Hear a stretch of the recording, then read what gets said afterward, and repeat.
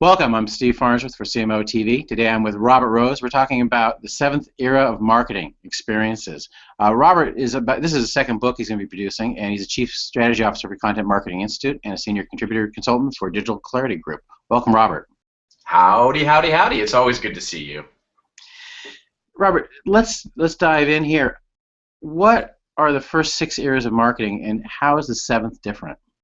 Okay, well, and let's start by saying that when we talk about 7 eras of marketing, the 7th being the one that we're sort of contending that we're moving into, the 5 are the generally accepted that are in the college textbooks, and we know how fast college textbooks get updated, so that's why there's 5 generally accepted in college textbooks, a 6th, which is generally accepted around and in a lot of digital channels that we're in now, and then the 7th that we're moving into. And the 5 that we sort of start with, that the universities sort of generally talk about, are 1, the trade era, which is really in the 1800s, where the real focus of it was we made more stuff, we crafted more stuff, we grew more stuff than we could actually use ourselves, and so we sold the surplus of it.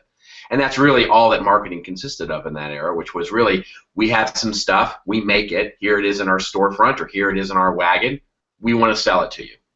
Then we move into the 20s, where we start talking about the production era, the early 1900s all the way through the 20s, where the Industrial Revolution really made the mass production of products really the differentiator in how we went to market with it.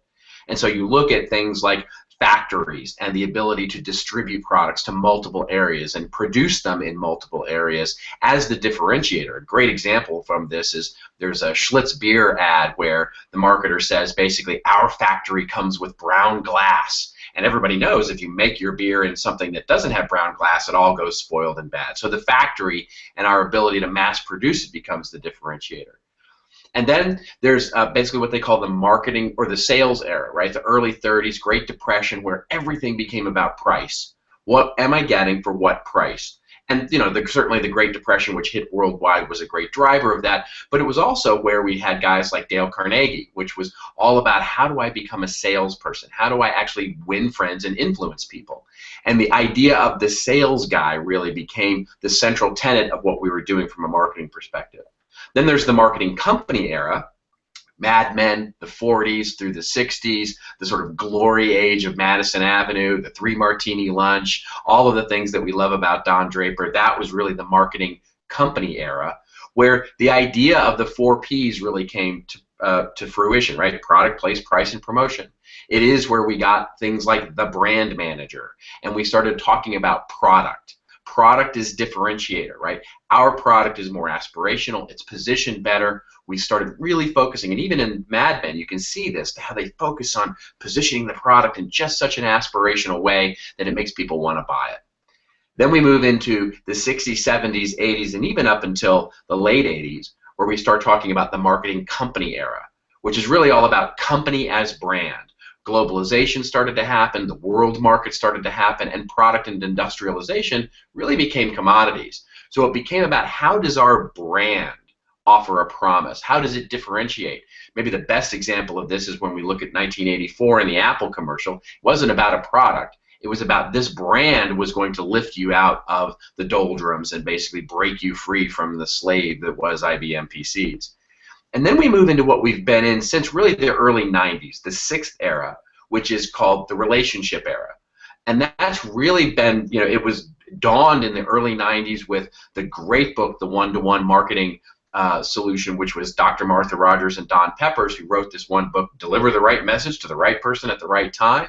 It was the birth of the CRM movement. It is when Siebel became, moved away from Oracle and launched Siebel Systems and became really the birth of the entire idea of managing the customer relationship.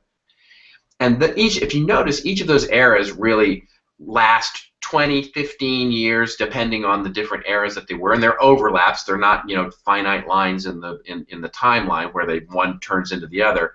So our contention is that we're moving into this 7th era, which is really that managing the customer relationship is more complex than ever, and trying to deliver relationships and get people to like us, to follow us, to interact with us, and have some relationship with the brand is just incredibly complex and, quite frankly, more ephemeral than ever before.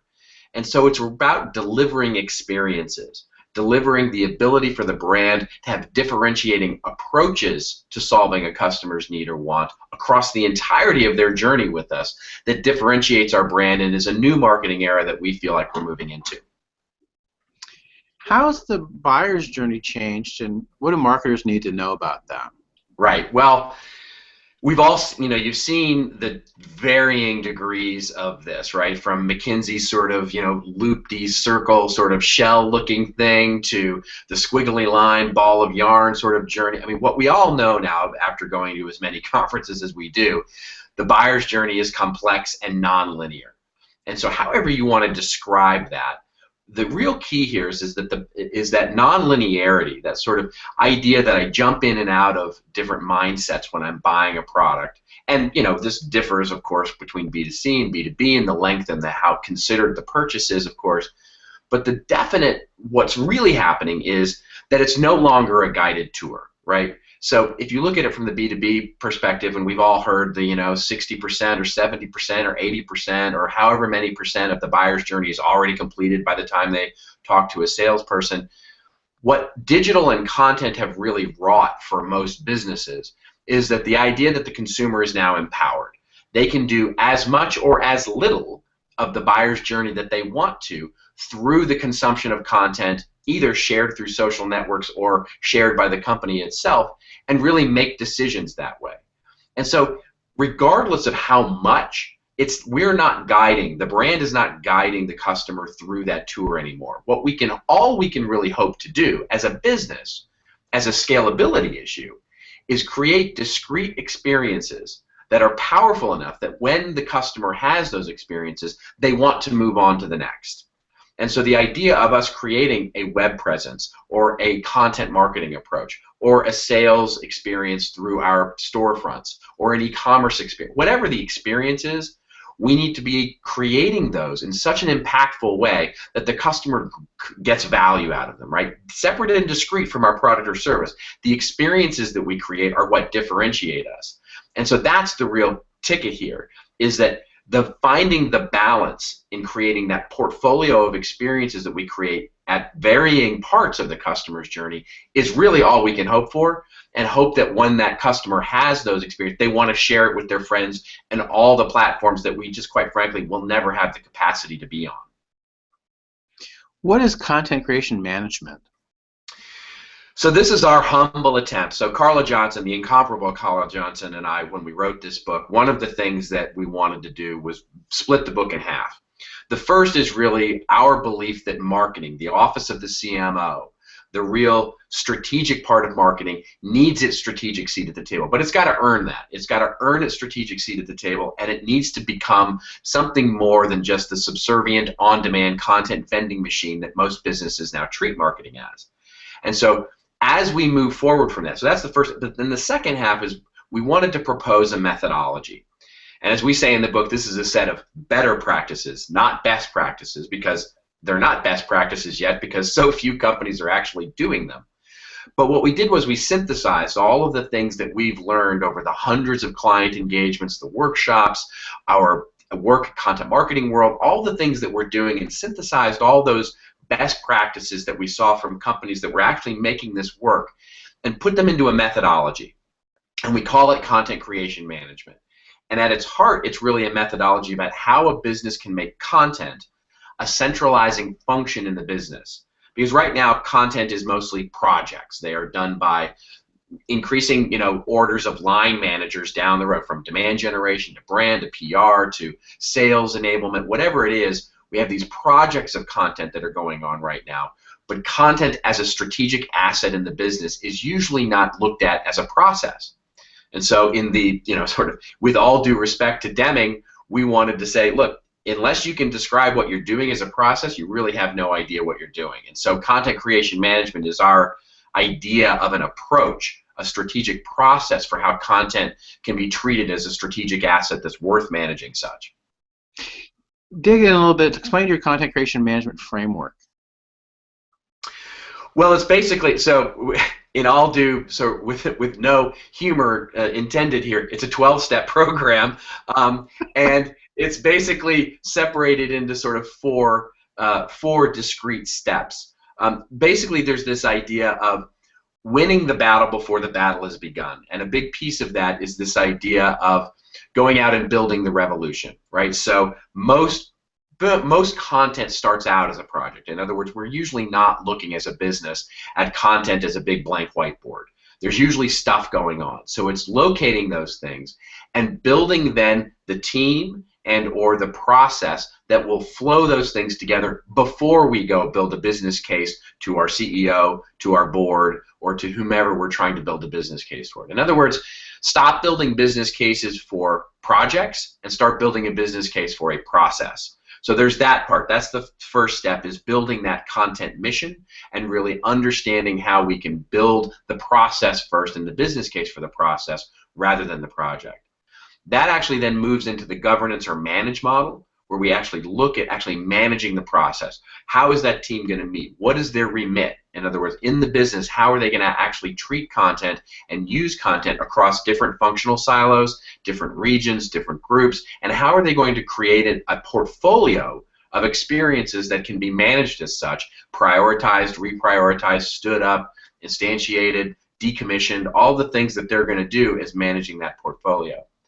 Then within that, we have this concept we call story mapping, and I'm hoping we'll get a little bit to story mapping in a bit, but this idea of story mapping is how do we then take those individual experiences and within them start to create a project plan or a planning process that actually helps them come to life so that we can ultimately understand how to measure them better, how to understand their efficacy and contribution to the business, but most importantly, what value they're creating to those consumers that we're trying to reach.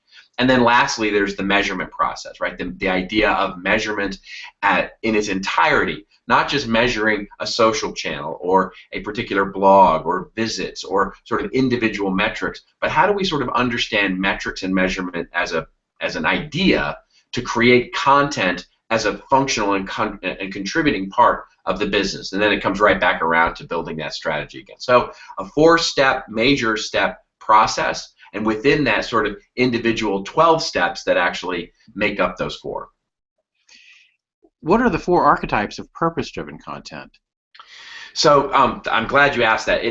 So one of the things, and this is a little bit separate as a discussion from the idea of content creation management, is one of the things that we've noticed is that within the marketing department itself, so the marketing department is creating content. There's no doubt about that. I mean, Forrester says we're going to create 200% more content year after year. The idea of unstructured content, just the amount of content that the business is producing is exponential every year. What's not as well understood is that as content marketing, and basically content for customer experience has become so important, is the purpose behind it.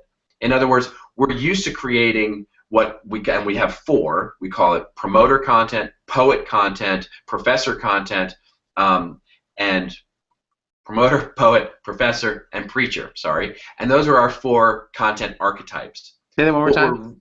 Yeah, poet, professor, preacher, and poet. Right. And so we're creating these 4 different types of content without even realizing it in many cases. And what happens is we're really good as a marketing department is creating promoter content. We know how to write ad headlines, unique value propositions, unique sales propositions, sales enablement, A/B tests, ad copy. We're good at that. We're really good at describing the value of a product or service. What we're not really good at is creating content that has distinct value in and of itself for that consumer. And so when we start thinking of content through that lens, how do we create content separate and discrete from our product or service that has value in and of itself? Those 3 types, the preacher, the professor, and the poet, become great ways to start to think about what is the purpose of our content in this channel. In other words, is it preacher content? The quintessential part of this is inbound marketing, right? Content for SEO purposes. It's preaching our approach. It's evangelizing our way of being. It's evangelizing the piece of, the way that we go to business, and we're out there spewing it out, right? Through blog posts, through content syndication, through social media. It's just out there. It's probably not very considered content. It's probably not content that we invest very much in, but it's basically meant to preach or evangelize our approach. And then there's professor content, which is content that's meant to basically illustrate why you should trust us or our approach. So the best definition of this is what Jay Baer calls utility-based content, right? Content so great you pay for it. It's thoughtful, it's educational, it's useful.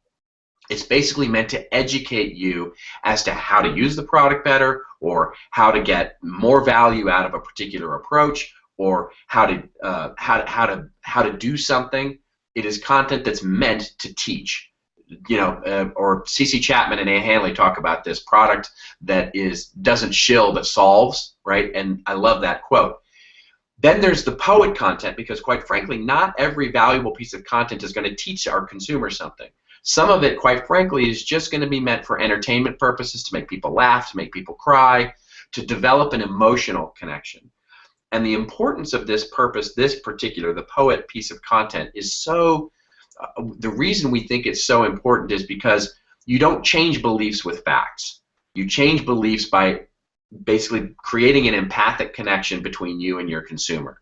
You've got to reach, whether you're B2B or B2C, doesn't matter. You've got to reach an emotional level to get that person really on your side and change a particular belief. This is so important for startup companies, or for companies that are really changing the paradigm of the way people do things. You're going to have to actually get emotional connections, not just thought. Facts will only take you so far. So if even separate and discrete from the sort of idea of content creation management, if we can create our content with specific purposes in mind and do a channel strategy, we can start to really organize our content strategy in such a way that it will really balance those things in a way that makes really clear to the marketing group what they should be creating and who should be creating it. A great example of this is what Kraft is doing in the way that they segment their content creation process across different axes, of the different ways for purposeful content, right? So their agency creates content that is really going to be beautiful and emotional and thought-provoking. They themselves will create that highly ephemeral preacher content that's only meant to live for a certain amount of days or hours even, because they're really close to the consumer and they know what's going on. Their social media agency can create the highly emotional but highly ephemeral content that needs to basically be across Twitter or Facebook, and so on and so forth. They can start directing their content strategy to different people for different purposes, and that's really the point of the archetypes of content. How should content marketers develop audience personas? Well, that's a really great question, and one of the things I think is an important part of that is understanding that it's not just buyer personas. There's so many times that I'll go into a business and the group has basically said, oh yes, we have personas. We know what personas are all about and we know how to do them. The challenge is that you go, great, show them to me. And what they show you is basically the personas that the product marketing team has developed for buyer personas. And they have wonderful demographics and detailed knowledge of how they use the product, how they use the service, and what they value in the service and their unique value proposition. They're buyer personas and they're great.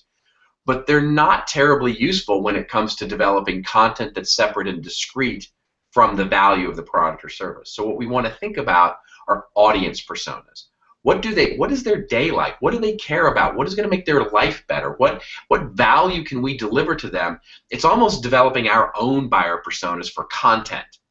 And so within that, we can start to think about who are all the influencers, right? So if I'm selling jewelry, for example, my buyer persona might be somebody like my wife or me, but then there's so many other influencer personas that influence that, right? Even to the point of my kids or the other people around the outside that may influence a purchase of jewelry that have nothing to do with the actual purchase of it. And so there's a really great way we start to think about all of the ancillary people that we can actually start to deliver value to that might influence a purchase down the road that, quite frankly, are different than buyer personas.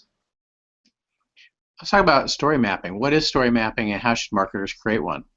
Yeah, the how to create one is a bigger topic than I know we have time for. But basically the idea is, as we start putting this team together that's going to really focus on content, and whether you call it an editorial board or a center of excellence or a content marketing group, or you even have like Red Bull, a separate company, their Red Bull Media, however you structure this idea of content as a functional piece of your business, one of the things that needs to be done is sort of a common language for how to, one, produce a business plan for a new content platform, owned, earned, or paid for, or usually some version of converged there.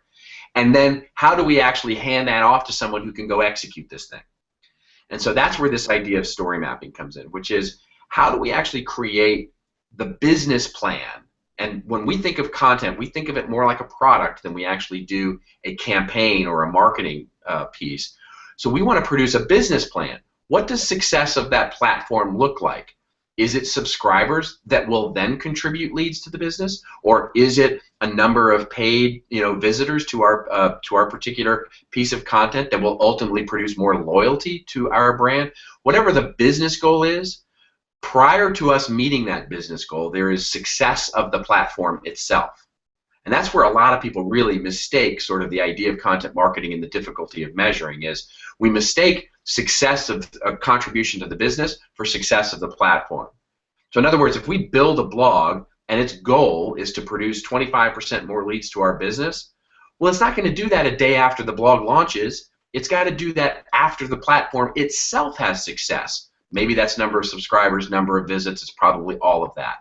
So let's map out what that success looks like, what the success of the platform looks like first.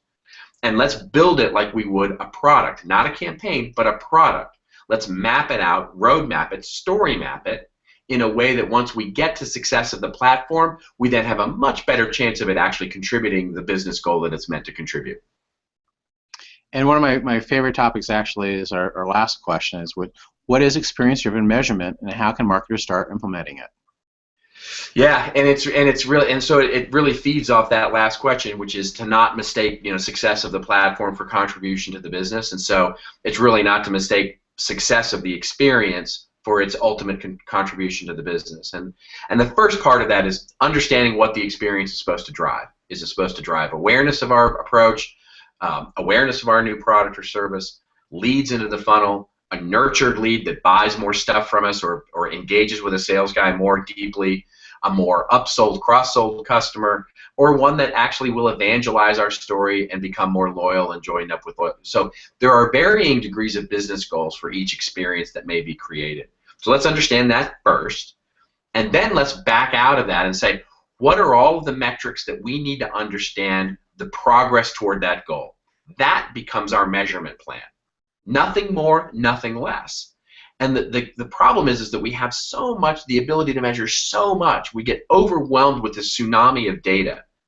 And we lose sort of the forest for the trees because we have so much data and we get lost in, well, who's coming from mobile and should we be doing mobile, or who's coming from Facebook, or but is it helping us progress toward this business goal, or is it helping us progress toward increasing the relevance of content for the success of the platform? Those are the questions that we should be asking around the success of the experience first, and then how does it contribute toward the goals we've set up for that experience to contribute toward the business. We outlined sort of a methodology for approaching that in sort of, we call it our measurement pyramid, and how to actually start to report and create reporting for that in the book. So actually I'm going to ask you one last question that so I've been having a couple conversations with other content marketers, and Sure. and so while there are a lot of, when you start looking at which, obviously you need to pick what your goals are, but ultimately most people's goals are to sell more product. Yeah. And while there are nuances within that need to happen, ultimately you want to sell more product, and so you sell more product by getting more quality leads. So if you look at, so I would say that the most important, the highest level 4 metrics that you should be measuring are the leads that you're taking in, time on site, pages consumed, and how well you're ranking for your keywords and key phrases that are appropriate for your target audience. I would welcome you to challenge me. I think there are a lot of sub ones that support each of these and ultimately support lead generation. But to me, those are the 4 highest ones you want to move with all the other metrics that you use to help move those 4 metrics. Sure. Well, I mean, and I would add, I could add 10 more, but I'll add just a couple of more just for the sake of time here. But let me just add before you do that. But I would say, and this is the challenge, is I'm sure you can add more, but I'm going to say that they need to somehow not support one of those 4. Well, sure. So time on site, I don't really care about too much. How about that? And here's the reason why. Um, because what most one of the biggest mistakes that I see people making with a content marketing approach is they look at more as the answer. So more leads through the funnel. And so certainly as we start looking at more leads, that's a great metric. But as I used to say to my boss, I'll pour leads on the sales guys all day long. You're not asking me for more leads. What you want are better leads. You want more valuable leads. And so I'll give you a great example of this. B2B company I worked with where they found that the content marketing approach, they actually segmented it out. And they said the content marketing approach actually produces fewer leads that take longer and were more expensive to actually close. But then they looked at those leads, those customers, and those customers spent twice as much, they ended up staying 5 times as long, and they were twice as likely to share their story with their peers. So it's not just about more leads in the funnel that we sort of aggregate together and look at content marketing as equal to our paid advertising or our SEO efforts. They're not separate tactics. How can we actually infuse content marketing into a traditional marketing and advertising process to not only create more leads that spend more time on the site, that actually react and find our stuff through keywords, but also spend more, stay longer, and will actually be better educated and more engaged with our sales process as we go through it. So you can read into that a lot of different metrics than the ones you proposed. The ones you proposed are great and they're very common and they're awesome. I wouldn't limit it to that, though, I guess is my point. And really the idea is, what is our business goal that we're trying to drive? I know plenty of businesses that have plenty of lead flow, but the leads they're getting are not that great. And so how can they use a content marketing program to segment those things and make them better? I love having a conversation with you, a fellow marketing geek that you are, Robert. You are really enjoyed our time so much. If people want to contact you or stalk you socially, where can they find you? Sure. The best, probably the central way to find me is robert-rose.com. That's my website where you can find all things annoyingly about me. The book is 7theraofmarketing.com, which you can get to at 7th or SEVENTH, 7 spelled out. We're smart that way. So 7theraofmarketing.com, where you can sign up for advance notice of the book, and ultimately when it's available on Amazon to buy it as well. And of course, it's always fun to chat with you, my friend. It's truly a pleasure. Thank you so much for joining me today. This is Steve Farnsworth for CMO TV. Please share, like, tell all your friends, take it home to your family, sleep to it, and we'll see you next week. Thank you very much, everybody.